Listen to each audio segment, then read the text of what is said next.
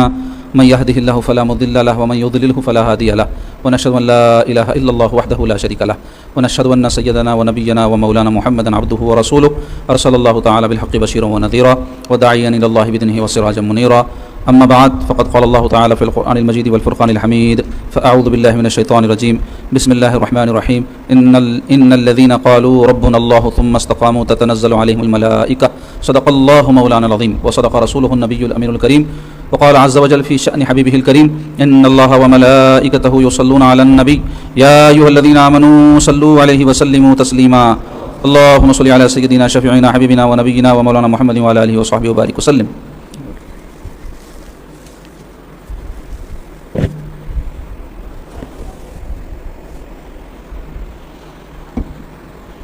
عزیز و بزرگوں دوستو حاضرین و ناظرین، جیسا کہ آپ سب جانتے ہیں کہ آج بضمن عید الفطر خانقاہ شریف میں عید میلاد کی تقریب رکھی گئی ہے، جس میں انشاءاللہ تعالی اختتام مجلس پر آپ تمام کے لیے ضیافت طعام کا اہتمام رہے گا. آپ لوگ ضرور اس سے استفادہ کریں.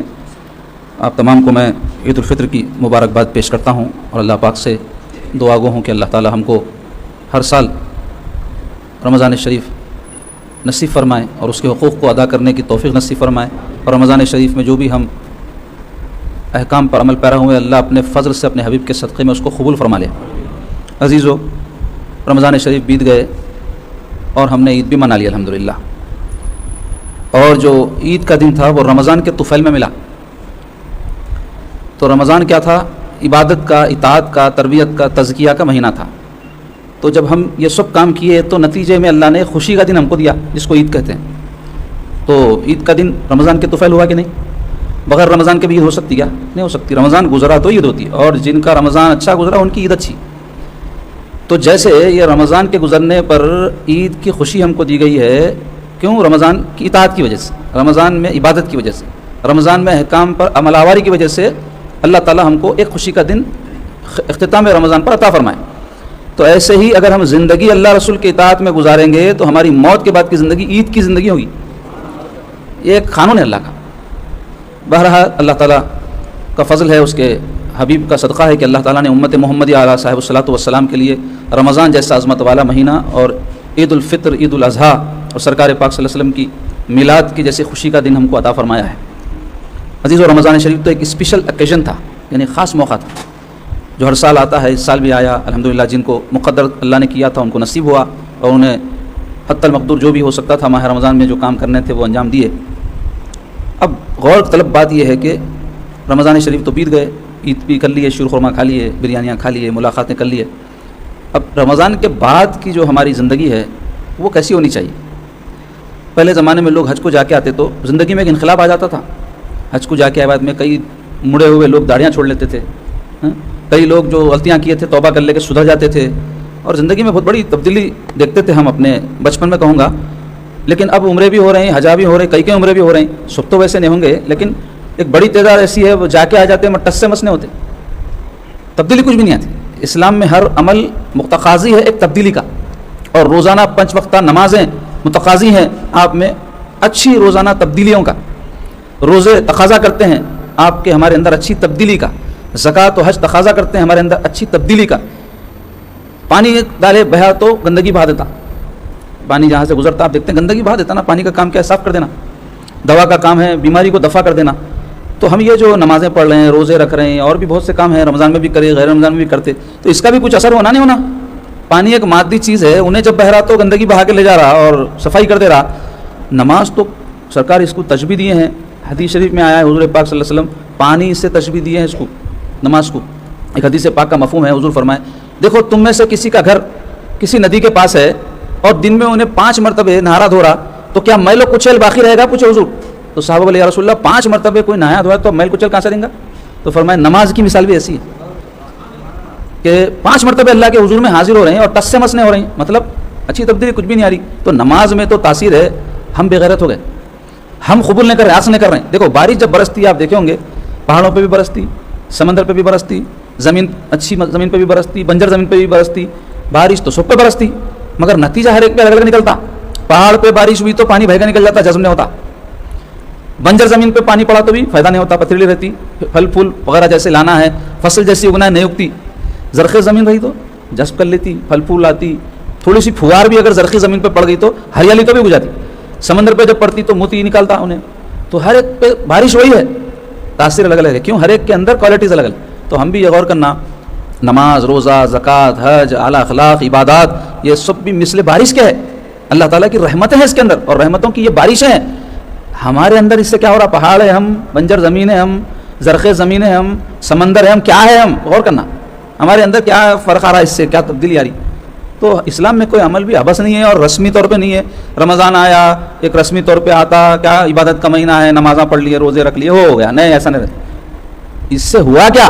ये हो गया नहीं, इससे हुआ क्या? रमज़ान के रोज़ों से क्या हुआ? अल्लाह ताला कुरान में फरमा रहे रोज़े इसलिए रखो ताकि तुम में तक़वा पैदा। हुआ क्या? तक़वा पैदा। और करना उसकी अलामत क्या है? तक़वा पैदा हुआ तो आदमी के जितने आज़ा है अल्लाह की नाफरमानी से अपने आप को बचा लेते। आँख बुरी चीज़ नहीं देखती, कान बुरी बात नहीं सुनती, ज़ुबान बुरी बात नहीं करती, हाथ पैर नाफरमानी नहीं करती अल्लाह की। अगर ये हो रहा तो रोज़ा असर करा, नहीं तो पत्थर के ऊपर पानी पड़ा, ऐसा है। तब्दीली आ जाना। इबादत गुजारी करे ना, 20-20 रकात तरावी। कई जने तो 3 दिन में कुरान मजीद ख़त्म कर लिए तरावी में हिम्मत करके, कई 5 दिन में करे, कई पूरा महीना करे, कई कुरान ख़त्म करे। क्या तब्दीली आई?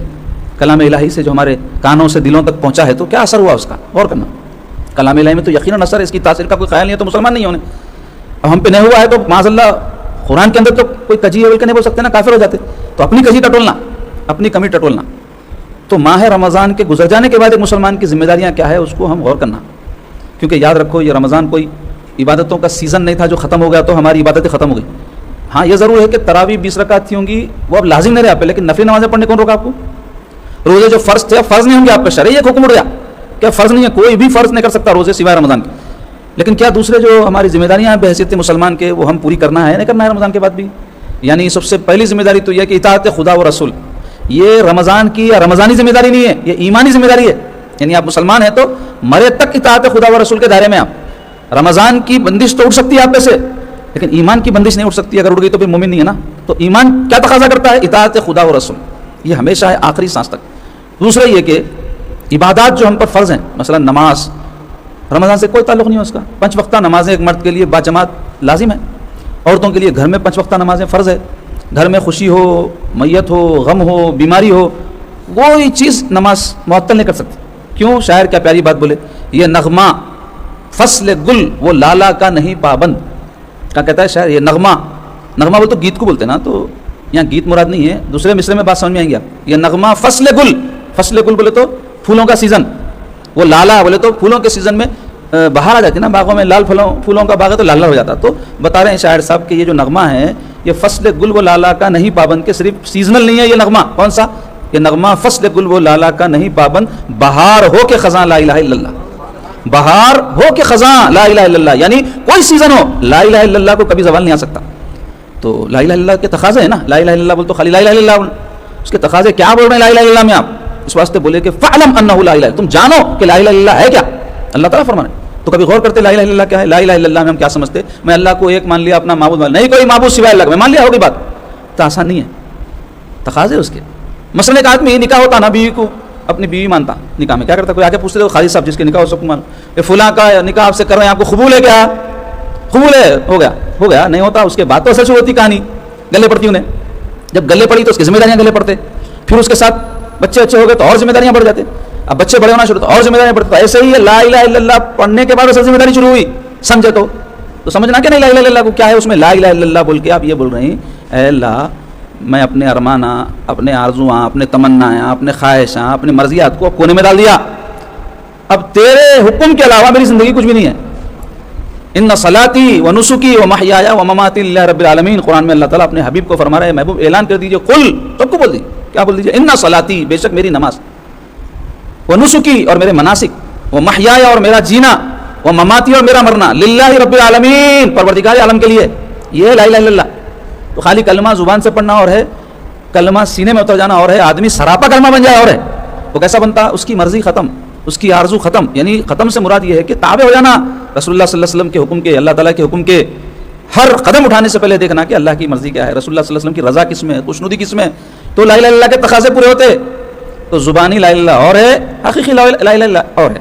तो अब उसी के तकाज़े है इबादत, اسی کے تقاضے ہے اطاعت، اسی کے تقاضے اتباع، اسی کے تقاضے ہے قربانی دینا اللہ کی راہ میں. قربانی میں تو بکرا کاٹنا نہیں، اپنے آرزوؤں کی قربانی، اپنے ارمانوں کی قربانی، اپنے خواہشات کی قربانی. حکم خدا ایک ہے، میری آرزو اور ہے، بس سے پوچھ دینا اپنی آرزو کا. اللہ کا حکم کیا ہے اس کو کر گزرنا. میرا دل چاہ رہا آرام کروں، اللہ کا حکم ہے نماز کا وقت ہے نماز پڑھ، نماز پڑھنا، یہ ہے قربانی. تو یہ تقاضے لا الہ الا اللہ محمد رسول اللہ کے، اس کو ہم کو سمجھنے کی ضرورت ہے. تو بہرحال عزیزو، رمضان شریف میں عمل، عبادت، اطاعت آسان تھی. کیوں؟ شیطان بن نفس کے اوپر قابو. دو آپ کو ریلیکسیشن دیے گئے تھے. شیطان کو حدیث شریف میں آیا رمضان شروع ہوتے بند کر دیتے اللہ تعالیٰ، اور پورا مہینہ بند رہتا، اور نفس کو آپ کے قابو میں دے دیتے روزے کے ذریعے. کیونکہ روزے میں آپ کیا کرتے؟ کھاتے نہ پیتے نہ بیوی کے قریب جاتے روزے کی حالت میں. تو اس سے کیا ہو جاتا؟ نفس کنٹرول میں آیا تھا. رمضان ختم ہوتے دونوں پابندیاں ختم، شیطان آزاد، روزہ فرض نہیں ہے، اس واسطے کھا سکتے پی سکتے، دن میں رات میں اپنی بیوی کے پاس جا سکتے، کوئی پابندی نہیں ہے. تو اصل مسئلہ تو اب شروع ہوا. رمضان میں تو آسان تھا بہت، اس واسطے آپ دیکھو کئی لوگ جو بے عمل تھے عمل میں جو ہے کاربند ہو گئے. یعنی نماز نہیں پڑھنے والا بھی ہم دیکھتے گرتے پڑھتے صحیح آ جاتا تھا مسجد کو. اب بہت ہی گئے گزرے جس کو سرکار فرمائے محروم ہے انہیں، جو رمضان جیسے رمضان میں بھی اس کی قدر نہیں کرا. تو وہ بہت کم لوگ تھے ہوں گے، لیکن اکثریت مسلمانوں کی نماز پڑھی لیتی تھی، روزے رکھی لیتی تھی، اور بھی کام کر ہی لیتے تھے. کیوں؟ ماحول بن گیا تھا. اللہ تعالیٰ کی طرف سے یہ آپ کو تھوڑا آگے آگے ہٹ کے جگہ بنائیے دوسرے آنے والوں کے لیے، قریب قریب ہو جائیے. توسع کرنا مجالس میں، دوسروں کے لیے جگہ بنانا، دل میں بھی جگہ رہنا، گھروں میں بھی جگہ رہنا، اپنے مسجدوں میں بھی جگہ رہنا. بہرحال اللہ تعالیٰ ہم سب کو ایک توفیق عطا فرمائے. تو عزیزو، یہ آج کے دن میں یہی پیغام آپ تمام کو دوں گا، اس میں اپنے کو بھی شامل کر لے رہا ہوں، کیونکہ ہمارے حضرت قبلہ فرمایا کرتے تھے دوسروں کو واز کرنا آسان ہے صاحب، پہلے اپنے کو واز کرو بولتے تھے. اور حق بات تو یہی ہے، آدمی اپنا محاسبہ پہلے کرنا، کیونکہ جتنا آپ یقین جانیں خود اپنا محاسبہ ہم کر سکتے، دوسروں کا نہیں کر سکتے. جبکہ ہم بولتے کیا، فلاں کا حساب کتاب کر دیا، فلاں کا حساب کتاب کر دیا. بہت آسان ہے دوسروں کا حساب کتاب کرنا، اپنا کر لینا پہلے. کیوں؟ اس واسطے کہ اپنا حساب ہم کو دینا ہے. عبداللہ کا حساب عبدالرحمٰن دینے والا نہیں ہے، عبید اللہ کا حساب محمد پاشا دینے والے نہیں ہیں. سب کو اپنا اپنا حساب دینا ہے. اس واسطے اپنا حساب کرو، کیونکہ آج کے دور میں بہت ہو گیا. شوہر بول رہا بیوی ایسا بولی تو اس کا حساب کر دیا، سالہ ایسا بولا تو اس کا حساب کر دیا، سالہ بول رہا ہمارے بھونے صاحب بہت اڑے تھے، حساب کتاب کر دیا ان کا. بہت فخر کی بات سمجھ رہے ہیں، کوئی کمال کی بات نہیں ہے. کمال تو یہ کہ اپنا خود کا حساب کرنا. اور حضرت عمر فاروق رضی اللہ عنہ فرمائے حاسبو قبل ان تحاسب، تو اپنا حساب کر اس سے پہلے کہ تیرا حساب لیا جائے. قیامت کی دن ہوگا نا حساب، اپنا حساب کرتے رہے تو اس وقت حساب آسان ہو جاتا. ایک آدمی ہے سال بھر کاروبار کر رہا ہے، حساب ہی نہیں رکھ رہا، سال کے اختتام پہ جب حساب کریں گا بہت موٹا حساب رہتا ہے، بہت پریشانی ہوتی ہے، اس کو سمجھ میں نہیں آتا کس سے لیا، کس کو دیا، کیا کر لیا. روز کرو حساب کرے تو آسان رہتا. تو ایسے ہی اپنا بھی روز حساب کرو. بولے بزرگان دین کے، کئی بزرگان دین کے سلوک میں یہ داخل ہے. جب اپنے مریدین کو یہ تربیت کرتے ہوں کہ سونے سے پہلے میاں 5 منٹ بیٹھو، مراقبہ کرو. مراقبہ کیا ہے؟ اپنے آپ میں ڈوبنا. آدمی اب آج کل کیا ہو گیا، موبائلوں میں ڈوبے ہوئے ہے، اور دعوتوں میں ڈوبے ہوئے ہیں، اچھے کپڑوں میں ڈوبے ہوئے، ہم دنیا میں ڈوبے ہوئے. اپنے میں ڈوبنا، اپنے من میں ڈوب کر پاجا سراغ زندگی. زندگی کا پتہ اپنے میں ڈوبنے میں لگتا، اور اس کا طریقہ مراقبہ سکھایا بزرگان دین. کوئی شخص سے بیٹھ کر کے ان کی صحبت میں بیٹھ کے سیکھو، اور جیسا بتاتے ویسا کرنا. اس کے ساتھ بھی تقاضے ہیں. کئی لوگ ہیں مراقبہ بتاتے کچھ بھی ہوتا نہ جاتا، ان پریشان رہتے. تو کئی کو بولے تو ہر چیز کا ایک سسٹم ہے. اب یہ مائک چل رہا نا جی، یہ کوئی بہترین 10,000 روپے کا بھی لا کے مائک رکھ دیا میرے سامنے، کرنٹ نہیں ہے اس میں، تو یہ رہنا نہیں رہنا فائدہ ہے کیا؟ تو اس کا ایک میکینزم ہے نا. کیسا میکینزم ہے؟ یہ مائک ہے، پھر انہیں جڑا ہوا ہے وائر اس کا. کبھی نہیں آیا تو دیکھتے دیکھو وائر لگانے، دیکھو میاں بولتے وائر بھی لگا ہوا ہے. پھر بولتے کہ یہ اسپیکر جس میں آواز آ رہی اس میں تو کوئی گڑبڑ نہیں ہے، دیکھو میاں وہ بھی صحیح ہے. ارے کھٹا تو بند نہیں ہے، دیکھو میاں وہ بھی صحیح ہے. ارے کرنٹ ہے نہیں، دیکھو میاں. تو اتنے تقاضے ہیں نا اس کی آواز یہاں سے آنے میں. تو روحانیت میں سے کچھ بھی نہیں ہے. میں اتنے دیر منڈی ڈال کے بیٹھا، اتنے ذکر کرا، کچھ بھی نہیں ہو رہا، کچھ بھی نہیں ہوتا. اس کے تقاضے کیا ہے غور کرنا. اس میں حلال روزی ہے، اس میں اللہ کی مخلوق کے ساتھ اچھا سلوک ہے. ایک صاحب ہے عمر بھر مراقبے کر رہے ہیں، تسبیحاں گھس دی ہوں گے پڑھتے پڑھتے، پیشانی کالی کر لی ہوں گے. بیوی کو ستا رہے ہیں، بچوں کو ستا رہے ہیں، پڑوسی کو ستا رہے ہیں، اس کو گالی اس کو گالی، اس کو تکلیف اس کو ستا. کوئی مراقبے کا فائدہ نہیں ہوتا، کوئی ذکر کا فائدہ نہیں ہوتا. کیونکہ ذکر سے جو ہونا تھا وہ حاصل ہی نہیں کرے. وہ کیا تھا؟ ان کے اندر اخلاقی تبدیلی آنا، تربیت ہونا نفس کی، وہ نہیں ہو رہی نا جی. یعنی کرنٹ ہی نہیں ہے. انہوں کیا بول رہے ہیں؟ زبردست مائک لگا ہوا ہے، زبردست اسپیکر ہے، مخرج صاحب بھی بہت اچھا چیخ رہے ہیں، آواز دیکھو نہیں آ رہی. کرنٹ ہونا جی اس میں. تو ہر چیز میں کرنٹ ہوتا ہے. میں تو اس کے لیے محاسبہ ضروری، اپنا ہر ایک کا محاسبہ، تنہائی میں بیٹھ کے غور کرنا.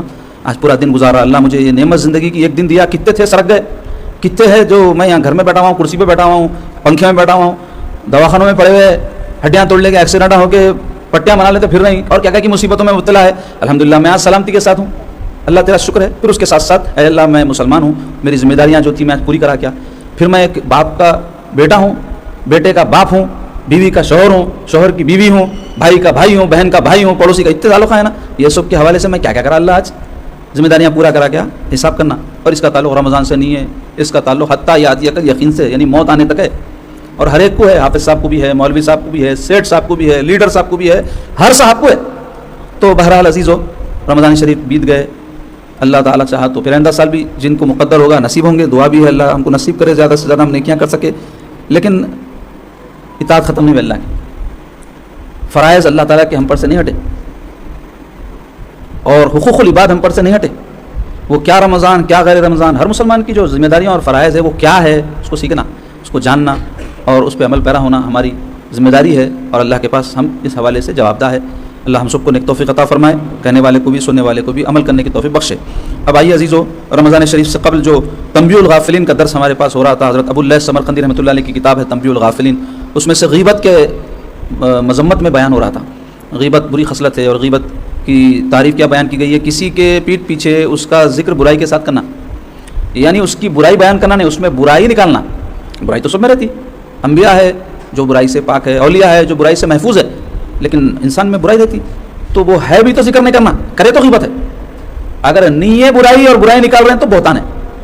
تو غیبت اور بہتان دونوں گناہ کبیرہ ہے. تو غیبت گناہ کبیرہ ہے، بڑا گناہ. تو کبیرہ گناہ ایسے گناہ کو بولتے، بڑا گناہ ایسا گناہ کہلاتا جو دنیا میں یا آخرت میں اس کی سزا ہے اور توبہ نہیں کرے تک معاف نہیں ہوتا، اور اگر اس کا تعلق حقوق سے ہے تو ادا نہیں کرے تک معاف نہیں ہوتا. ایک ہوتا نماز جیسا عبادت ہے، چھوڑ دیا کوئی، گناہ کبیرہ ہے، تو انہیں قضا کرنا، پھر توبہ کرنا، اے اللہ میں جو وقت پہ پڑھنا تھا نہیں پڑھا، پھر اللہ تعالیٰ معاف فرمائے. اگر قضا بھی نہیں کرا، توبہ بھی نہیں کرا، ہو سکتا اللہ کی عبادت ہے، اس کا حق تھا، اللہ تعالیٰ معاف بھی فرما. لیکن ایک شخص غیبت کرا، اللہ تعالیٰ سے معافی چاہ رہا ہے، اللہ میں فلاں کی غیبت کرا، پہلے تو معافی چاہتے بھی نہیں، معلوم ہی نہیں غیبت بولتے کسے، اور کرے سو یاد بھی نہیں رہتا، اتنا کر دیتے تو ڈھیٹ ہو جاتے غیبت میں. تو اب توبہ وبہ کہاں سے کرتے؟ تو اگر کوئی کر بھی لیا تب بھی معاف نہیں ہوتا. کیوں؟ جس کی غیبت کرا انہیں معاف کرنا. کیوں؟ غیبت عزت پہ ڈھاکا ہے، جیسے جان پہ ڈھاکا ہے کسی کی جان لے لینا، مارنا پیٹنا، مال پہ ڈھاکا ہے کسی کا مال لوٹ لینا، دھوکے سے ہو ظلم سے ہو، ایسے ہی کسی کی عزت پہ ڈھاکا ہے غیبت کرنا، اور یہ بھی گناہ کبیرہ ہے. جیسے قتل کرنا ہے، جیسے چوری کرنا ہے، جیسے سود کھانا ہے. تو اس حوالے سے کچھ باتیں بیان ہوئی تھی، کچھ اور بیان کریں گے ہم انشاءاللہ، جس میں عنوان ذیلی ہے گمان سے بچو. گمان بولتے تو اندازہ لگانا کسی کے بارے میں، اصل میں گمان بولے تو برا اندازہ لگانے کو بولتے ہیں عام طور پہ، لیکن گمان صرف اندازہ لگانے کو بولتے ہیں. بدگمانی بولتے ہیں کسی کے بارے میں غلط اندازے قائم کرنا، بغیر تحقیق کے رائے قائم کرنے ایسی ہے. دیورانی بول رہی جٹانی ایسی رہتی، جٹانی بول رہی دیورانی ایسی رہتی، ساس بول رہی بہو ایسی رہتی، بدگمان ہو جاتی. تو اب اس کے بعد میں ہر چیز بری دکھتی انہیں، تحفہ بھی دی تو جادو کر کے لا کے یہ بولتی انہیں بدگمان ہو گیا. تو مثال بول رہا ہوں میں، تو اس کو بدگمانی سے بچنے کا حکم ہے. تو سفیان ثوری رحمۃ اللہ علیہ بہت بڑے محدث سے فرماتے ہیں جو گناہ ہے وہ ہے کہ جس کا آپ اظہار بھی کر دیں اور جس کا اظہار نہ کریں بلکہ دل ہی دل میں ہو تو یہ گمان گناہ نہیں. یعنی جب تک کہ کسی کے دل میں براس آپ کی آئی، کسی آپ زبان سے اس کی غیبت کر دے رہے ہیں یا کچھ اور ایسی حرکت ہاتھ پاؤں سے کر دے رہے ہیں جو اس کے بارے میں آپ کو تکلیف ہے، سو عملاً آپ کچھ اس کے ساتھ حرکت کر دے رہے ہیں تو وہ گناہ میں شمار ہوگا. لیکن دل ہی دل میں ہو تو یہ گناہ میں تو شمار نہیں ہوگا لیکن بری خصلتوں میں شمار ہوگا، اور یہ عذاب قبر کا باعث بنتا ہے کہ آدمی دنیا سے جانے کے بعد بھی وہ چیز بری خصلت سانپ اور بچھو کی صورت اختیار کر لیتی. قرآن مجید میں ہے ولا تجسسوا، جاسوسی نہ کرو، لوگوں کے ٹوہ میں مت رہو، انہوں کیا کر رہے ہیں، انہوں کیا کر رہے ہیں، ان کے پاس گناہ تھے، کیا لائے، کیا ہو رہا ہے، یہ تجسس بولتے ہیں. یہ بھی گناہ کبیرہ ہے. ولا تجسسوا ولا یغتب، اور نہ غیبت کرو بعضکم بعضا، تم میں بعض بعض کی، یعنی کوئی کسی کی غیبت نہ کرے. اللہ تعالیٰ فرما رہے ہیں ایحب، کیا تم پسند کرتے ہو احدکم کہ تم میں کا کوئی ان یاکل لحم اخی، کہ اپنے بھائی کا گوشت کھائے، میتن، اس حال میں کہ وہ مردہ ہو، یعنی مردار بھائی کا گوشت کھانا تمہیں کوئی پسند کرتا ہے؟ اللہ تعالیٰ پوچھ رہے ہیں. تو کوئی بھی بولے گا نہیں گوشت ہی کھانا پسند کرتے، مردار کا تو چھوڑ دو. تو پھر غیبت بھی مت کرو. پر اللہ تعالیٰ کیوں؟ غیبت کرنا ایسا ہے جیسے اپنے مردار بھائی کا گوشت کھانا. فکریہتموہ، بس تم ناپسند کرتے ہو نا، تو پھر غیبت کیوں پسند کرتے ہو؟ یہ فرمایا اللہ تعالیٰ. حضرت عبداللہ ابن عباس رضی اللہ عنہ اس آیت ولا یغتب بعضکم بعضا کہ تم میں کوئی کسی کی غیبت نہ کرے، کیا تم میں سے کوئی اس بات کو پسند کرتا ہے کہ اپنے مرے ہوئے بھائی کا گوشت کھائے، اس کو تم ناگوار سمجھتے ہو کہ ضمن میں ارشاد فرماتے ہیں. یہ آیت دو صحابیوں کے بارے میں اتری. اب دیکھو صحابہ کا معصوم ہونے کا ہمارا عقیدہ نہیں ہے، صحابہ سے بھی خطائیں ہوتی تھی، وہ بھی بشر تھے، لیکن ان کی خطائیں اللہ تعالیٰ اصلاح فرما دیتا تھا اور معاف فرما دیتا تھا کیونکہ وہی اترتی تھی ان کے زمانے میں. اس واسطے ان کے بارے میں اگر کوئی غلطی ان سے ہوئی ہے لا کے کوئی بتا رہا، دیکھو صحابی تھے، انہوں غلطی کرے وہ تو آپ بدگمان نہیں ہونا، اس واسطے کہ ہمارا عقیدہ نہیں ہے کہ انہوں نبی تھے، انہوں تو ولی تھے. تو نبی کو سے غلطی نہیں ہوتی، کوئی ولی سے ہو سکتی، اور ہو بھی جائے تو اللہ معاف فرما دیتا. اور کبھی ایسا بھی ہوتا کہ ولی کو اللہ محفوظ بھی کر دیتا، یعنی غلطی ہونے نہیں دیتا لیکن امکان رہتا. تو یہ عقیدہ اہل سنت کا. تو وہ صحابہ کے دو صحابہ کے بارے میں اتری، اور وہ یوں کہ آپ صلی اللہ علیہ وسلم نے سفر میں ہر دو مالدار آدمیوں کے ساتھ ایک کم مال والے شخص کو کر دیا تھا. سبحان اللہ، حضور کیا حکمت تھی. سفر میں جا رہے ہیں، دو کھاتے پیتے لوگ ہیں، کھاتے پیتے تو سیٹ ہونا ضروری نہیں ہے، اپنے طور پہ کھا پی سکتے. تیسرا ایسا تھا جو نہیں کھا سکتا تھا تو وہ فرماتے تھے ان کی ذمہ داری تم اٹھا لو. اب اگر دور حاضر میں کوئی ایسے لوگوں کے ساتھ کوئی غریب کو کرے تو وہ امیرہ اپنا سفر ہی کینسل کر دیتے، کام اسی بچان کو لگا لیا. مگر حضور پاک صلی اللہ علیہ وسلم کے وہ صحابہ تھے، حضور کے حکم پر قربان ہو جاتے تھے، تو 2 کھاتے پیتے صحابہ کے ساتھ حضور ایک ایسے صحابی کو جو استطاعت نہیں رکھتے تھے شامل کر کے فرمائے دیکھو ان کی ذمہ داری سفر میں آپ دیکھ لینا، تاکہ وہ ان کے ساتھ کھانا کھائے اور منزل پر ان سے آگے ہو اور ان کے لیے جگہ اور مناسب چیزوں کو مہیا کرے۔ دوسرے صحابی کا حکم دیتے میاں تمہارا خرچہ نہیں اٹھاتے، تم ان کا کام میں ہاتھ بٹا دینا۔ دیکھو آپ یہ بھی ایسا نہیں ہے کہ کوئی مدد کو آپ کے آگے آیا تو آپ پورا بوجھ اس پہ ڈال دے رہے ہیں، آپ کو پیسے نہیں ہے نا، ہاتھ ہوتا ہے، تو اگر آپ کی کوئی مالی مدد کر رہا تو آپ کا کام کیا ہے؟ کوئی جسمانی اس کی مدد کر دینا۔ تو ایسا سیٹ اپ فرما دیتے حضور۔ اور حضرت سلمان رضی اللہ عنہ جو حضور کے صحابی ہیں، سلمان فارسی کو بھی 2 آدمیوں کے ساتھ ملا دیا، کوئی 2 صحابہ تھے ان کے ساتھ، بولے دیکھو سلمان فارسی غریب صحابی ہے، تم ان کی ذمہ داری دیکھ لو۔ جب ایک جگہ پڑاؤ کیا تو حضرت سلمان نے ان کے لیے جگہ تیار نہ کی، یعنی ان کے واسطے جو پریپریشن کرنا تھا، بستر لگانا کرنا، خیمہ لگانا، وہ حضرت سلمان نہیں کر سکے۔ تو وہ دونوں کہنے لگے نبی کریم صلی اللہ علیہ وسلم کے پاس جائیے اور بچہ کچھ سالن مانگیے، بولے بھائی ہم کھانا نہیں دیتے آپ کو، حضور سے جا کے لے لو بولے۔ چنانچہ حضرت سلمان گئے تو ایک نے ان کے جانے کے بعد دوسرے سے کہا اگر یہ کسی کنویں تک جائے تو اس کا پانی کم پڑ جائے، یعنی پیٹو ہے بولے بہت کھاتے بھائی کتنا بھی بچنے ہوتا ہے، ایسا بولتے نا ساتھیوں میں آپس میں ایک دوسرے کو بہت کھا لیتے ہیں، تو ایسا بول دیو۔ جب انہوں نے حضور صلی اللہ علیہ وسلم کے پاس پہنچ کر پیغام پہنچایا تو سلمان گئے، بولے یا رسول اللہ میرے کو ہمارے ساتھیاں بھیجے اور بولے سالن آپ کے پاس سے منگ کے لاؤ بولے۔ تو حضور صلی اللہ علیہ وسلم نے کہا ان سے کہو، وہ 2 صحابیوں سے، کہ تم نے سالن تو کھا لیا، سالن منگنے آئے تھے نا، تو ان کو جا کے بولو تم سالن کھا لیے بولو۔ حضرت سلمان نے آ کر انہیں بتایا کہ حضور فرمائے کہ تم سالن کھا لیے بلکہ فرمائے، تو وہ کہنے لگے ہم نے تو سالن نہیں کھایا۔ تو آپ صلی اللہ علیہ وسلم نے فرمایا میں گوشت کی سرخی تمہارے منہوں میں دیکھ رہا ہوں، فرمایا وہ صحابہ سے، یعنی سالن کھائے بعد میں گوشت کھائے بعد میں مسالے کا رنگ لگ جاتا ہے ویسا دیکھ رہا ہوں میں۔ تو وہ کہنے لگے ہمارے پاس تو کچھ بھی نہیں ہے، یعنی کھائے نہیں ہم یا رسول اللہ، اور نہ ہی آج ہم نے گوشت کھایا جو سرخی نظر آئے۔ تو آپ صلی اللہ علیہ وسلم نے دونوں سے فرمایا تم دونوں نے اپنے بھائی کی غیبت کی۔ ہاں تو قرآن میں آیا نا مردار بھائی کا گوشت کھانا، تو وہ سمجھانے کے لیے حضور ایسا فرمایا ان کو۔ پھر ارشاد فرمایا کیا تم پسند کرتے ہو کہ تم مردار کا گوشت کھاؤ؟ کہنے لگے نہیں۔ تو فرمایا جس طرح مردار گوشت کھانا پسند نہیں کرتے تو غیبت بھی نہ کیا کرو، کیونکہ جس نے غیبت کی گویا اس نے اپنے بھائی کا گوشت کھایا۔ تو یہ آیت نازل ہوئی ولا یغتب بعضکم بعضا۔ تو کیا پتہ چلا کہ کسی کی غیبت کرنا اتنا بدترین عمل ہے جیسے کوئی کسی مردار کا گوشت کھائے۔ اچھا دوسرا عنوان ہے نیکیاں ہدیہ کی ہیں، یعنی نیکیاں تحفہ دے دی۔ حضرت حسن بصری رحمۃ اللہ علیہ سے مروی ہے ایک شخص نے کہا کہ فلاں نے آپ کی غیبت کی ہے، اس کی حضرت حسن بصری کی، کوئی آ کے بولا فلاں آدمی آپ کی برائی کر رہا تھا حضرت، تو آپ نے اس کی طرف کھجور کا ٹوکرا بھیجا، جس کی طرف جو غیبت کرا اس کے پاس حضرت کیا کرے کھجور کا ٹوکرا بھیجا اور کہا مجھے پتہ چلا ہے کہ آپ نے مجھے اپنی نیکیاں ہدیہ کی ہیں، تو میں نے اس کے بدلے اس کا بدلہ دینا چاہا، میری معذرت قبول فرمائی کیونکہ میں مکمل بدلہ نہیں دے سکا کہ نیکیوں کا بدل کھجور ہو سکتے کیا؟ تو بولے واقعتاً جیسا بدل دینا ہے آپ کو میں نہیں دے سکا، تو کیوں کرے حضرت اصلاح کے واسطے اس کو شرمندہ کرنے، مگر کوئی بے غیرت رہا تو کھجور بھی لے لیتا غیبت بھی جاری رکھتا، لیکن کوئی سمجھدار رہا تو شرمندہ ہو جاتا ارے میں غلط کام کرا، کیونکہ حدیث میں آیا کہ کوئی کسی کی غیبت کرتا ہے تو جس کی غیبت کر رہا ہے غیبت کرنے والے کی نیکیاں اس کے کھاتے میں چلے جاتی، تو اس واسطے حضرت حسن بصری اس کو شرمندہ کرنے کے واسطے ایسا کرے۔ اچھا دوسرا ایک عنوان ہے روٹی سے پہلے گوشت، یعنی آدمی روٹی سے گوشت کھاتا نا، گوشت سے روٹی تھوڑی کھاتا۔ تو حضرت ابراہیم بن ادھم رحمۃ اللہ علیہ کے بارے میں آتا ہے انہوں نے کچھ لوگوں کی ضیافت کی، بول تو دعوت کی، جب وہ کھانے کے لیے بیٹھ گئے تو ایک شخص پر چڑھ دوڑے، یعنی سب مل کے ایک آدمی کا برائی کے ساتھ تذکرہ کرنے لگے، کسی پر چڑھ دوڑے سے مراد کیا ہوتا ہے ان کا برائی کے ساتھ تذکرہ کرنا۔ تو حضرت ابراہیم رحمۃ اللہ نے کہا ہم سے پہلے لوگ گوشت سے پہلے روٹی کھایا کرتے تھے اور تم نے گوشت کو روٹی سے پہلے کھانا شروع کر دیا، یعنی غیبت کرنے کو اللہ تعالیٰ نے مردار بھائی کا گوشت کھانے سے تشبیہ دی نا، تو اس واسطے فرمائے غیبت کرنا کیا ہے، گوشت کھانا ہے، تو بولے روٹی بعد میں کھا رہے ہیں تم لوگ گوشت پورا کھا جا رہے ہیں پہلے، مطلب غیبت کر رہے ہیں۔ حضرت ابو امامہ باہلی رضی اللہ عنہ کے بارے میں آتا ہے وہ فرماتے ہیں قیامت کے دن جب بندے کو اعمال نامہ دیا جائے گا تو وہ اپنی نیکیاں دیکھے گا جنہیں اس نے کیا نہ ہوگا، یعنی بہت سی ایسی نیکیاں اس کے نامہ اعمال میں ہوں گی جو انہیں نہیں کرا سو ہے، تو کہے گا اے میرے رب یہ کہاں سے آ گئی؟ تو ارشاد ہوگا یہ اس کے بدلے میں ہے کہ جو لوگوں نے تیری غیبت کی اور تجھے معلوم نہ تھا۔ حضرت ابراہیم بن ادھم رحمۃ اللہ علیہ فرماتے ہیں اے جھوٹے تو نے دنیا میں اپنے دوستوں کے ساتھ بخل کیا اور آخرت میں دشمنوں پر سخاوت کی، تو اپنے بخل پر معذور نہیں اور نہ اپنے سخاوت پر محمود ہے، یعنی اپنے دوستوں پر بخل کیا مطلب ان کی غیبت کی، اور دشمنوں پر سخاوت کی مطلب کیا ہوا اپنے جو ہے نیکیاں دوسروں کے حوالے کر دی، تو یہ سخاوت ہوئی ایک طرح کی۔ جبکہ فرماتے ہیں کہ بخل پر معذور نہیں تھا، یعنی روک سکتا تھا اپنے آپ کو غیبت سے، اور اپنی سخاوت پر تو تعریف والا بھی نہیں ہوا اس واسطے کہ بھیجا اپنی نیکیاں دوسروں کے حوالے کر دی۔ اچھا یہ آخری بات آج اس حوالے سے، حضرت عیسیٰ بن مریم علیہ السلام نے یعنی عیسیٰ علیہ السلام نے اپنے ساتھیوں سے کہا اگر تم ایک سوئے ہوئے شخص کے پاس سے گزرو کہ ہوا نے اس کے کپڑے اڑا کر اس کا سطر کھول دیا تو تمہارا کیا خیال ہے کہ تم اس کا سطر ڈھانپو گے؟ عیسیٰ علیہ السلام اپنے حواریوں سے صحابیوں سے بولے تم جا رہے ہیں ایک آدمی کو دیکھے ہوا سے ایک دم انہیں سو رہا تھا تو اس کا سطر بول تو اس کا کپڑا ہٹ گیا تو اب اس کی شرم کی جگہ ظاہر ہو گئی، تو کیا تم ڈھانپو گے؟ کیا پوچھے؟ وہ کہنے لگے کیوں نہیں، ضرور ڈھانپیں گے، کیونکہ حیادار آدمی رہا تو کسی اور کا سطر بھی کھل گیا تو ڈھانپ دیتا۔ فرمایا نہیں تم تو بقیہ حصے کا سطر بھی کھول دو گے، تم غلط بول رہے ہیں۔ فرمایا تم بول رہے ہیں تو صحیح ڈھانکتے بول کے, لیکن تم ایسا نہیں کریں گے. کیا کریں گے تم؟ اور بھی ہٹا دیتے کپڑا. بولے کہنے لگے سبحان اللہ, یہ تعجب کے وقت بولتے سبحان اللہ, بھلا ہم بقیہ کیوں کھولیں گے, بقیہ سطر کیوں کھولیں گے؟ بولے صحابہ ان کے. فرمایا کیا تمہارے سامنے کسی آدمی کا تذکرہ کیا جائے, اس کی برائیوں کا تذکرہ نہ کرو گے؟ یعنی سطر کھولنے کی طرح ہے اس کا, کسی کی برائی کرنا کیا ہے, اس کا شرم کی جگہ, یعنی چھپا ہوا تھا نا, راز تھا وہ, آپ ظاہر کر دیں. تو تم اس کی بقیہ سطر کو بھی کھول دو گے, یعنی تھوڑا نہیں کریں گے, تم بہت برائی کریں گے, جیسا کہ کسی کا سطر ہٹا ہوا ہے تو اور ہٹا دینا, سمجھانے کے لیے فرمایا ایسا.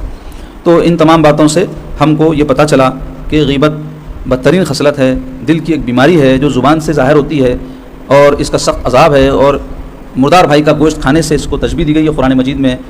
تو اس سے ہم کو اجتناب کرنا چاہیے, اس سے بچنا چاہیے. اس کا ایک مستقل طریقہ تو یہ ہے کہ بات کم کرنا. زیادہ بات کرنے کی عادت انسان کو زبان کی بہت ساری برائیوں اور گناہوں میں مبتلا کر دیتی, اور بات کم کرنا مشکل ہے. تو اس کا ایک متبادل ہے, وہ اختیار کرنا. وہ کیا ہے؟ ذکر کرتے رہنا, لا الہ الا اللہ محمد رسول اللہ استغفر اللہ. پہلے کے لوگ تسبیح لیتے تھے ہاتھ میں, تو لوگ بولتے تھے بھائی دکھاوا کر رہے ہیں, اللہ کو یاد کریں تو تسبیح کی کیا ضرورت ہے. اور آج کل بھی بعض بدعقیدہ لوگ نکلے, اللہ کو تسبیح پہ کیا یاد کر رہے ہیں جی, دکھاوا کر رہے ہیں کیا تم؟ ٹھیک ہے بھائی دکھاوا تو ہماری غیبت تو نہیں ہوتی تھی, تاکہ زبان چلتی رہے, ہاتھ میں تسبیح رہتی انہیں یاد دلاتے رہتے. تو بزرگان دین بھی بعض اپنے مریدین وغیرہ کو ابتدا میں عادت ہونا, بلکہ بولتے ہیں میاں تسبیح رکھو پڑھو, بولتے عادت ہوگا نکال دو, بولتے کیوں؟ بولتے دکھاوے سے ہی بچنا ہے نا, وہ بھی اچھی چیز نہیں ہے. تو عادت ہونے کی, جیسا چھوٹا بچہ ہے اس کو کوئی چیز کا شوق دلانے کے واسطے آپ بولتے ہیں چاکلیٹ دیتا ہوں کرتا ہوں, دے بھی دیتے, مگر ہر کام کے اوپر چاکلیٹ دینا شروع کرتے بیمار رہتا ہوں. تو ایسے ہی روحانیت میں بھی کیا رہتا ہے, بعض لوگوں کو عادت ہونے کے واسطے کچھ تو بھی انٹرٹینمنٹ رہنا نا, تو تسبیح لے لو ہاتھ میں, عادت ہوگی چھوڑ دو میاں, چلنا دل ذکر کرنا, زبان بھی ذکر کرنا, لیکن ہاتھ میں تسبیح نہ رکھنا. جیسے طریقے ہے بہرحال, مگر بتانا ہے چاروں کے ذکر کی عادت ڈالنا. اور مستقل, اور اس کا حل کیا ہے بولے تو مجاہدے کی عادت ہے نا. مجاہدہ بولے تو آدمی تہجد پڑھنا, روزے رکھنا, اپنے خواہشات کے خلاف کرنا. تو اس سے بری خصلتیں چھٹتی. یہ ٹیمپروری کورس نہیں ہے, یہ مستقل کورس, اور یہ ہمیشہ کرتے رہنا ہے. دیکھو آپ 1 مہینہ کھانا کھا لیے تو پوری عمر کام آتا. آج صبح میں کھائے دوپہر میں ہضم ہو جاتا, دوپہر میں کھائے شام میں ہضم ہو جاتا.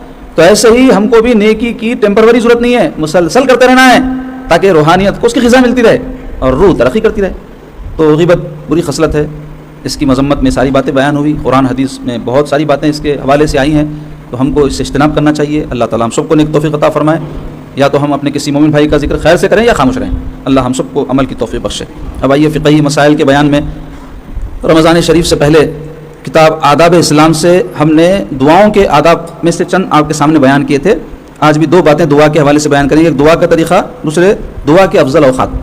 تو دعا کا طریقہ کیا ہے؟ کسی اہم کام کے لیے دعا کرنا ہو, یوں تو روزی دعا مانگنا چاہیے انسان کو, اور بہت زیادہ مانگنا چاہیے اپنے رب سے, کیونکہ اللہ ہی کی ذات ایک ایسی ہے جو زیادہ مانگنے سے خوش ہوتی ہے. باقی آپ کس سے بھی زیادہ مانگو نہ ناراض ہو جاتا. 1 سے 2 خط مانگو تو یہ کیا دھندا بنا ہے بھائی, یہ کیا پیچھے پڑ کے بولتا.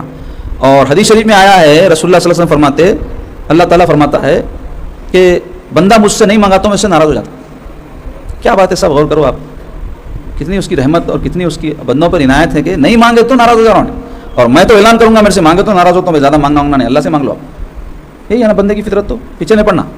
اور اللہ تعالیٰ کیا فرما رہے, مانگو مجھ سے, مانگو, نہیں مانگے تو غصہ. تو بتا رہے ہیں کسی اہم کام کے لیے دعا کرنا ہو تو وضو کرے یا غسل کرے, دونوں میں سے کوئی, طہارت والا ہو, پاک صاف حالت ہو. پھر قبلہ رخ بیٹھے, یہ افضل نشست ہے. اگر کوئی مشقت ہے اس میں تو فَإِنَّمَا تُوَلُّوا فَثَمَّ وَجْهُ اللَّهِ, جدھر رخ کرو اللہ کی ذات, لیکن قبلے کی طرف کرنا سنت ہے رخ اگر ممکن ہو. اور اپنی ذات کے لیے دعا سے ابتدا کرے, یعنی پہلے اپنے لیے مانگے, اور اپنے دونوں ہاتھوں کو موڑوں تک اٹھائے, اور دونوں ہاتھوں کی ہتھیلیوں کو اپنے چہرے کے سامنے رکھے, اور اپنے گھٹنوں کے بل کھڑا ہو, مانگتے مانگتے گھٹنوں کے بل کھڑا ہو جائے, اور جو بھی دعا کر رہا ہے اس کو 3 بار مانگے, اور دعا میں اپنے دونوں ہاتھوں کو سینے سے چمٹا لے, جیسا کہ ایک مسکین کھانا لیتے وقت اپنے ہاتھوں کو سینے سے چمٹا لیتا ہے. یہ سب اظہار بندگی ہے. اللہ کے بندے ہیں نا, تو ہمارے عمل سے, ہماری گفتگو سے, ہماری دعا سے, ہماری عبادات سے اپنی بندگی چھلکنا, غلامی چھلکنا رسول اللہ صلی اللہ علیہ وسلم کی. اور دعا میں آواز کو پس رکھ کے چیخنے چلانے کی ضرورت نہیں, دعا میں آداب کے خلاف ہے. دعا کے بعد اپنے دونوں ہاتھوں کو اپنے چہرے پر پھیر لیں, اچھا یوں مار لینا نہیں, اچھی طریقے سے چہرے پہ ہاتھوں کو پھیرنا. امام کی دعا پر آمین کہے مقتدی. جب یہ محسوس ہو کہ دعا قبول ہو گئی تو اللہ تعالیٰ کی حمد کرے, یعنی اللہ کی تعریف کرے, اللہ کا شکر ادا کرے. اگر دعا کی قبولیت میں دیر ہو تب بھی اللہ کی تعریف کرے, کیونکہ ہمارا کام کیا ہے, بندے ہے, اور بندے کا کام ہے بندگی کرتے رہنا. فقیر کا کام ہے صدا لگاتے رہنا, بھیک جمانا آئیں گی, بھیک آؤ نہ ہو صدا لگانا. کبھی ایسا ہوتا ہے کہ بھیک آنے والے رہتی, صدا نہیں لگائے تو سخی سمجھتا چلے جائیں نہیں, تو ویسی نوبت نہیں ہونا. تو ہمیشہ مانگتے رہنا اللہ تعالیٰ کے حضور میں. اچھا دوسرا ہے دعا کے افضل اوقات کون سے ہے. دعا کے لیے افضل اوقات و ساعت کو اختیار کرنا چاہیے. جن کی تفصیل یہ ہے کہ جمعہ کے دن کی اذان کے وقت، جمعہ کے دن کی آخری گھڑی یعنی عصر سے مغرب کے بیچ کا جو ٹائم ہے وہ اذان کے وقت، یعنی اذان کے وقت سے مراد کیا ہے؟ اذان ہوتے ہی دعا کرے. دو اذانوں کے درمیان، یعنی ایک اذان ہو گئی اب اقامت کے انتظار میں بیٹھے دعا کرتے بیٹھنا. نماز کی اقامت کے وقت یعنی عین پہلے تک، اقامت شروع ہونے سے عین پہلے تک دعا کرتے رہنا. اقامت شروع ہوتے دعا برخاست. چہارشنبے کے دن ظہر اور عصر کے درمیان، ہر دن زوال آفتاب کے وقت، رات کے آخری حصے میں یعنی تہجد کے بعد فجر سے پہلے، سحر کے وقت یعنی صبح، جمعہ کی رات میں یعنی جمعرات کے دن رات میں. جمعہ کی رات بولے تو صبح جمعہ سے پہلے جو رات رہتی ہے نا، جمعرات کا دن گزرنے کے بعد اس کو شب جمعہ بولتے ہیں. رجب کی پہلی رات، نصف شعبان کی رات یعنی شب برات، عیدین کی 2 راتیں، چاند رات جو گزر گئی جس میں بہت تماشے شیطانیت کرے مسلمان آقائی، بجائے اس کے کہ یہ کرتے کہ دعائیں مانگتے. اسی طرح بھی ایک آئیں گی 9 ذی الحجہ گزر جانے کے بعد صبح بقرعید رہتی نا، رات جو رہتی نا اس کو بھی عید کی رات بولتے. کسی بھی ایک دن اور ایک رات دعا سے خالی نہ رہے، یعنی جب موقع ملا دعا مانگو. یہ اوقات تو افضل ہیں، مگر اس کا یہ مطلب نہیں ہے کہ دوسرے اوقات میں نہیں مانگ سکتے، جب چاہے مانگو. افطار کے وقت، عین افطار کے وقت، اور رقت قلبی کے وقت یعنی کوئی اچھی بات سنے، واعظ، نصیحت، نعت کچھ بھی پڑھے بعد دل نرم ہو جاتا، رونا آتا نہیں، اس وقت کرے تو قبول آتی دعا. تو رقت قلبی کے وقت دعا کو غنیمت جانے، کیونکہ یہ رحمت کا وقت ہے. اللہ کی رحمت کی وجہ سے دل نرم ہوگا. اللہ کے جلال اور کبریائی کا احساس، یعنی کڑک ہو رہی، بجلی گر رہی، تیز بارش ہو رہی، تو یہ اندازہ ہوتا ہے اس وقت کیا ہوتا کہ بھائی اللہ کی قدرت کیسی ہے. دیکھو ہوا آندھی تیز چل رہی، کہاں جھاڑا اکھڑ جاتے کہ یا اکھڑ گئے تو ہیبت بیٹھتی نہیں، ویسے وقت میں کرو ہو رہے ہیں. اور بیماری میں بخار آ گیا، وہ آ گیا، کی کوکو نہیں کرنا، دعا کرنا، اے اللہ میری تکلیف دور فرما دے، اے اللہ میری بیماری دور فرما، اے اللہ ان کی پریشانی دور کر دے. کیونکہ بیمار کی دعا قبول ہوتی کرب کی وجہ سے، اس کی تکلیف کی وجہ سے اللہ کے قریب ہو جاتا ہوں. اہل و عیال اور وطن سے دور رہنے کی صورت میں، مسافر ہے تو پہلے بہت مشقت ہوتی تھی سفر میں، یا اب جیسا کئی لوگ سفر پہ گئے کسی وجہ سے پلینا کینسل ہو گئے، پھنس گئے تو بہت عادت ہے بیوی بچے، تو ویسے وقت میں دل نرم ہو جاتا. اور انسان کی عادت ہے مصیبت آئے وقت بہت دل نرم رہتا، ذرا پھر مصیبت جان دو پھر وہ اپنے پرانے ڈنگرے بنے پہ آئے تھے. تو ویسا نہیں رہنا، ہمیشہ ہی ایک مسلمان کا دل نرم رہنا اور دوسروں کی تکلیف کا احساس رہنا، خیر خواہی کا جذبہ رہنا، اور فرض نمازوں کے بعد دعا کرنا، اور ختم قرآن کے وقت، اور سورہ اخلاص کی تلاوت کے بعد. اس واسطے فاتحہ پڑھتے ہیں ہمارے پاس، اس میں کیا رہتا ہے؟ سورہ فاتحہ میں سورہ فاتحہ پڑھتے ہیں، سورہ فلق، سورہ اخلاص. تو یہ مقبول اذکار کے بعد دعا کرنے سے دعا قبول ہوتی ہے. اور مسلمانوں کی جماعت میں جن کی تعداد 100 تک پہنچ جائے، دعا کو غنیمت سمجھنا چاہیے، کیونکہ نہیں معلوم ان میں ایک آدمی آمین بول دیا دعا قبول ہو جاتی. تو یہ اوقات ہے اور یہ جو ہے آداب ہیں دعا کے، اور بھی کچھ انشاءاللہ آئندہ درس میں بیان کریں گے. اس کو ذہن نشین رکھیے اور دعا کے وقت اس پر عمل پیرا ہوئیے. اللہ ہم سب کی دعائیں قبول فرمائیں. اب آئیے بزرگان دین کے واقعات میں آج ایک واقعہ ہم بیان کریں گے. قیمت عفت کہتے ہیں. عفت کسے بولتے ہیں؟ اپنی آبرو کو عفت بولتے ہیں. تو اس کی قیمت ہے. قوم بنی اسرائیل میں، بنی اسرائیل کسے بولتے ہیں؟ حضرت یعقوب علیہ السلام کی اولادوں کو بنی اسرائیل بولتے ہیں. تو قوم بنی اسرائیل میں ایک نہایت شکیل و رانا جوان تھا، بولتے بہت اسمارٹ خوبصورت ایک نوجوان تھا، جو کچھ چیزیں گھوم پھر کر فروخت کرتا اور وہی اس کا ذریعہ معاش تھا، یعنی ذرائع آمدنی وہی تھا اس کا کہ پھر کے چیزیں بیچتا تھا. ایک بار شاہی محل کے پاس سے گزرا. شہزادی کی کسی سہیلی نے اسے دیکھا، وہ نوجوان کو، اور محل میں جا کر اسے خبر دی کہ میں نے آج ایک ایسا خوبصورت نوجوان دیکھا ہے جیسا خوبصورت کبھی میری نگاہ سے نہیں گزرا. محل میں شہزادی نے کہا اسے اندر بلاؤ، یعنی محل کے اندر بلاؤ بولی شہزادی، اور کہا کہ ہم اس کا سامان خریدیں گے، ایسا بول کے بلاؤ اس کو. بولے جب نوجوان محل میں داخل ہوا تو اسے اندر لے جا کر دروازہ بند کروا دیے اور اپنی بری نیت لیے اس کے سامنے آ گئی. نوجوان نے کہا تم اپنی ضرورت کی شے خرید لو، یعنی بھائی سامان بیچنے آیا میں، سامان لے لو، میرے کو چھوڑ دو. بولا تو میں چلے جاتا ہوں. شہزادی نے کہا مجھے تجھ سے اپنی ضرورت پوری کرنی ہے، یعنی برائی کا اظہار کری انہیں. نوجوان خدا سے خوف کر اور اس ارادے بد سے توبہ کر. دیکھو آپ عام لوگ ایک کاروبار روڈ پہ پھر کے کرنے والا، اس کا کردار یہ تھا اس زمانے میں، سمجھے آپ. اور آج جو ہے مذہبی کوئی آدمی ہے تو بھروسہ نہیں کر سکتے، واللہ عالم. ہم تو خیر ہر ایک سے اچھا گمان رکھنا، نیک دکھ رہے تو نیکی چھونگے بول کے سمجھنا، ان کی ٹو میں نہیں جانا کہ انہوں اندر کیا ہے. آپ کو اللہ تعالیٰ مکلف نہیں بنایا اس کا کون اندر کیسا ہے دیکھنا، باہر جیسا ہے بس اتنے معلومات، کیونکہ ہم بندے ہیں، دلوں میں گھس کے دیکھنا ہمارا کام نہیں. دلوں کا معاملہ اللہ کے حوالے. اس واسطے ہمارے دین میں کیا حکم ہے؟ کوئی اگر بول رہا میں لا الہ الا اللہ محمد رسول اللہ کا قائل ہوں اور احکام پہ عمل کر رہا ہے، اور کوئی کفر اس سے صادر نہیں ہو رہا تو مسلمان سمجھو اس کو. ہاں اگر اس سے کوئی کفر یا کلمات یا اعمال دیکھنے میں آ رہے ہیں اور بول بھی رہا ہے کہ میں اسلام والا ہوں، تو پھر علماء سے رجوع ہونا کہ اس کا کیا حکم ہے. لیکن ایسا کسی کو بھی انہیں برا ہے، انہیں بدماش ہے، انہیں 2 نمبر ہے، انہیں چور ہے، ایسا رائے قائم نہیں کرنا، بدگمان نہیں ہونا. تو بہرحال ایسے لوگ رہتے تھے. دیکھو تو خدا سے ڈرو بول کے انہیں دہائی دیا عورت کو. شہزادی کہنے لگی اگر تو میری بات نہیں مانے گا تو میں بادشاہ سے کہوں گی کہ یہ برے ارادے سے محل میں آیا تھا، الزام لگا دوں گی. بولے نوجوان اب سمجھ گیا، انہیں پھانس لی اپنے کو.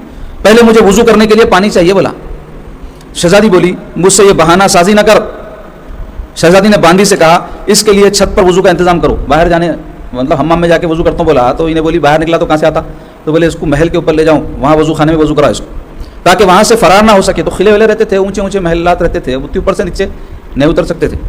محل کی چھت 40 گز اونچی تھی. کہتے نوجوان جب چھت پر پہنچا تو التجا کی, یا اللہ مجھے بدکاری پر مجبور کیا جا رہا ہے. دیکھو آپ اور طلب ہے, آج کل جو کوئی بدکاری کا موقع نہ ہو تو لوگ کوشش کر کے بدکاری کا موقع بنانا چاہ رہے ہیں, اور اس کے لیے شہزادی جیسی جو ہے ایک عورت برائی کی طرف ترغیب دلا رہی, تو انہیں اللہ کے حضور میں پشیمان ہو رہا.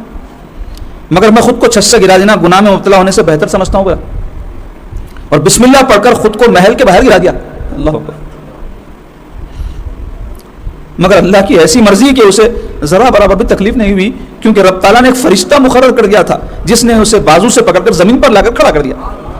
یہ کرامت ہے بلکہ یہ کتاب میں آئی نہیں تو ایسے کئی واقعات ہوئے ہوں گے, اوپر سے کود کے مر گیا بیچارہ, لیکن یہ غیر معمولی بات ہوگی بلکہ بتا رہے ہیں. تو سب کے ساتھ تو ضروری نہیں ہے, لیکن اگر کوئی گر کے بھی مر گیا گناہ سے بچنے کے لیے تو شہید ہے انہیں. نوجوان نے بارگاہ خداوندی میں دعا کی, پروردگارا اگر تو چاہے تو مجھے اس تجارت کے بغیر بھی روزی دے سکتا ہے, یعنی اس میں میری عزت کی بات آ گئی. اب پھر نظر آیا تو پکڑ لیتی نا. اللہ تعالیٰ نے کرم فرمایا اور اس کے لیے سونے کی ایک تھیلی بھیج دی. اس میں سے نوجوان نے اپنا دامن بھرا, اٹھا اور عرض کیا, الہی اگر یہ میری دنیا کی روزی ہے تو میرے لیے اس میں برکت دے, اور اگر یہ میرے ثواب کے بدلے میں ہے تو مجھے اس کی ضرورت نہیں. اللہ اکبر. یہ بھی بہت اہم فلسفہ بیان ہو رہا.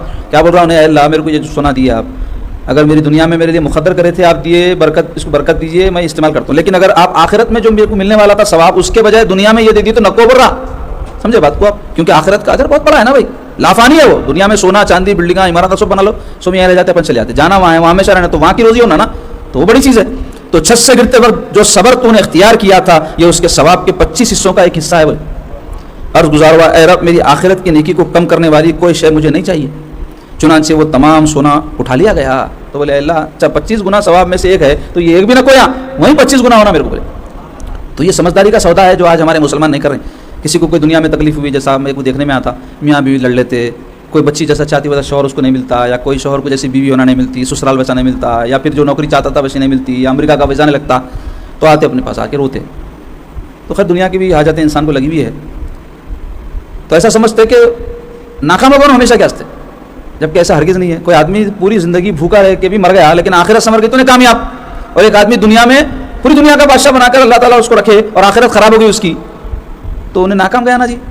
تو یہ فلسفے کو سمجھنا کہ ہر چیزیں نہیں ملتی. تو میں ویسے بچیاں جو لڑ لے کے آتے ہیں ان کو سمجھاتا ہوں, دیکھو اماں ہر چیز دنیا میں اپن جیسا چاہتے ہیں نہیں ملتی. اللہ جو دیا اس پر شکر کرو, تم اس پر صبر کریں گے, تکلیف برداشت کر کے اپنے شوہر کو ناپسندیدہ ہوتے ہوئے رہیں گے تو اس کا اجر اللہ آخرت میں دیں گا تم. ایسے ہی نوجوانوں کو سمجھاتا ہوں, بیوی ایسی ہے ویسی ہے, ستاتی ہے کرتی ہے, صبر کرو, اس کے نتیجے میں اللہ آخرت میں تم کو اجر دیں گا. اس حوالے سے ایک واقعہ بھی سناتا ہوں, میں آپ لوگوں کو بھی سناتا ہوں, سن لو. واقعہ میں واقعہ نکل گیا ہے مگر آخری بات ہے, لمبا نہیں لے جاتا اس کو. تو حضرت ابو الحسن خرقانی رحمۃ اللہ علیہ بہت بڑے ولی گزرے, خطوب وقت تھے اپنے زمانے کے, ولیوں کے سردار کو بولتے. تو پوری دنیا میں چرچا ہوا ان کا. بو علی سینا بول کے بہت بڑے دانشمند تھے, ان کو معلوم ہوا ایسے بہت بزرگ ہستی ہے, تو انہوں ملنے کے واسطے کئی 100 میل کا سفر اس زمانے میں بہت مشکل رہتا تھا, ٹریناں پلیاں تو تھے نا. پہنچے ان کے شہر کو, خرقان ایران میں. تو اس زمانے میں پورا سنیوں کا غلبہ تھا. بعد میں وہ کوئی بدعقیدہ بادشاہ بیٹھ گیا تو انہیں عوام کو ٹھوک ٹھاک کے عقیدے بدل دیا, تو پورے ہو گئے وہاں ایسے. اب جو ہے تو مختصر یہ کہ وہ خرقان پہنچے, لوگوں سے پوچھے, ابو الحسن کو تو سب نے بتایا حضرت کا مکان وہاں ہے. گھر پہ پہنچے, حضرت کو ملنے کے لیے دستک دیے, تو اندر سے کوئی عورت کی آواز ہے, کون ہے؟ تو بولے حضرت مولانا فلاں, جو الخابات رہتے ہیں نا بزرگوں کے, لے کے ان سے ملنے آیا میں. تو آواز آئی, یہی کیا مٹھی مولانا حضرت کیا بول رہے ہیں ان کو, وہاں جنگل میں مرے ہوئے, جاؤ وہاں پہ ملو ان سے. بولے تو ان کو بہت برا دکھا, بولے پوری دنیا میں ان کا چرچا ہے, اولیاء اللہ کے سردار ہیں اور ان کے محترمہ کا یہ حال ہے کہ حضرت کی حجوں کر رہے ہیں. تو تکلیف ہوئی. اب تو جنگل میں ہے بولتا, اب جنگل کی طرف گئے تلاش کرتے ہوئے, تو کیا دیکھے, ابو الحسن خرقانی اونٹ شیر کی پیٹھ پہ لکڑیاں رکھ کے لا رہے ہیں. شیر کی پیٹھ پہ لکڑیاں, اپن مرغی کی نہیں رکھ سکتے, بھاگ جاتی ہیں, اڑ جاتی, تو شیر کی پیٹھ پہ رکھ کے لائے. تو جا کے ملے, مل کے جو بھی اپنا ادب تعظیم کرنا تھا کرے. اس کے بعد حضرت کو بولے, حضرت پہلے گھر کو گیا تھا آپ کے, بولے میں. تو وہاں گیا تو بولے آپ کے بیگم صاحبہ ایسا ایسا آپ کے بارے میں بدتمیزی سے جو ہے گفتگو کرے, وہ کرے, یہ کرے. سب سنے حضرت. سن کے بولے, ارے میاں سن, میں وہ گائے کو برداشت کرا تو اللہ شیر پہ قابو دیا میرے کو. بولے تو سب اپنے اپنے گایوں کو برداشت کرنا, شیر پہ قابو نہیں بھی ہو میں تو آخرت میں اللہ چڑھ دیتا. کیونکہ آئیں گے کوئی بولے حضرت آپ بولے تھے گائے کو برداشت کرو, میں 10 سال سے کر رہا ہوں, کہاں ہے شیر بولیں گے. تو ایک کرامت ہے وہ حضرت کی, بہت بڑے مقام کے آدمی تھے, لیکن سب کو شیر تو نہیں ملتا, گایاں ضرور ملتے. تو گایوں کو برداشت کرنا, بکریاں, گائے نہ رہتی بات بکری رہتی, گائے تو بھی ٹانگ مارتی, بکری مارتی بھی نہیں, مگر میں کر کے تنگ کرتی, تو برداشت کرنا. تو کوئی بھی تکلیف بیوی میاں کی ایک مثال دے رہا ہوں میں, لیکن کئی تکلیفیں رہتی, پڑوسی ستاتا, کاروبار میں کوئی پریشانی آتی, مکاندار ستاتا, کرایہ دار ستاتا, پلاٹ والا ستاتا, کچھ بھی ہے لگا ہوا. تو یہ سمجھنا کہ اگر ہم یہاں تکلیف برداشت کریں گے تو اس کا آخرت میں اجر ملے گا, یہی مل جاؤ گا نہیں سوچنا. کیونکہ کئی لوگوں کو دیکھا میں, ارے اتنے زمانے سے میں مسجد کو دے رہا تھا, کاروبار نہیں چل رہا میرا. ارے اللہ کے واسطے دیا کاروبار, کیسے دیا, یہی کاروبار کر لے رہا ہوں. تو دین کاروبار نہیں ہے, اللہ واسطے کچھ بھی کرتے رہنے کا نام اللہ اس کے رسول کی محبت میں دین ہے. اس کا یہ دیے تو کیا ملا, وہ کاروبار ہی ہو رہا ہے. آپ ہر چیز میں بزنس کریں گے کیا, دین میں بھی بزنس کرتے. تو کئی نیکیاں ایسی ہے جو صرف یہ سوچ کے کرنا, یہ نیکی اللہ کی خوشنودی ہے. یہ کب ہوتا, اللہ رسول سے محبت ہے نا. آپ بچے کو دیے تو ڈائری میں لکھ کے رکھتے, بیٹے تیرے پیمپروں کے یہ پیسے ہوئے, تیرے کھانے کے یہ ہوئے, تیرے بسکٹوں کے بڑے بڑے میں ایک بیٹا اتنا خرچ کرا لے, کیا ایسا کرتے؟ ایک کا کوئی ہوں گے تو ہوں گے, لیکن سب تو نہیں کرتے نا. سب ماں باپ محبت میں خوش ہوتے خرچ کر کے, مانگ کے نہیں, دے کے خوش ہوتے ہیں. ہماری اولاد پہ کریں, ان پہ نہیں تو کس کے کریں گے جی بولتے. تو ایسے ہی اللہ رسول کو چاہنے والے بھی, اللہ رسول اس کو توفیق دیا کوئی کام کرنے کی, سعادت اس کو ملی تو خوش ہوتا انہیں. یہ نہیں احسان جتا رہا کہ میں مسجد میں دیا تھا, میں درگاہ میں دیا تھا, میں خانقاہ میں دیا تھا, میں ابا کو دیا تھا, میں چچا کو دیا. اللہ واسطے دیے بھائی, تم نہیں دیے تو کام نہیں چل رہا, کیا چلتا. تم دے دیے, تمہاری خوش قسمتی, اللہ تم سے دلا کے تمہارے کو ثواب دے دیا. غوث پاک رحمۃ اللہ علیہ کی مجلس میں ایک مرتبہ ایک صاحب آ کے چندے کا اعلان کرو بولے. حضرت غوث پاک سے آ کے مانگے پہلے, سرکار میری مدد کریے, پریشان. تو غوث پاک اعلان کرے, آدمی کو ضرورت ہے, چلو تو ان کے زبان سے نکلا, چندہ جمع ہو گیا. تو اس کو دے دیے, بھیج دیے. بولے دیکھو انہیں جو مانگا تھا معمولی رقم تھی, میں بھی دے سکتا تھا. بولے غوث پاک بہت دولت مند تھے, تجارت تھی آپ کی, تو میں بھی دے سکتا تھا, پھر تم لوگوں سے کیوں دلایا, ثواب میں تم کو شریک کرا فرمائے. ہاں, تو مطلب یہ ہے کہ سب کا حساب دنیا میں نہیں کرنا. تو میرا انہیں بولا, اللہ آخرت کا اجر بڑا ہے, مجھے یہاں نہیں ہونا. اس نوجوان کے بارے میں شیطان سے پوچھا گیا, تو نے اسے چھت پر بہکایا کیوں نہیں, عورت برائی کی طرف راغب کری تھی, کیوں بھٹکایا نہیں. وہ بولا, میں ایسے جاں باز مرد کو بلا کیا بہکا سکتا ہوں جس نے اللہ تعالیٰ کے لیے اپنی جانی دو پر لگا دی, رضی اللہ تعالیٰ عنہ ونفعنا بھی آمین. تو ایسے ایسے اللہ والے سرکار کی امت میں گزرے.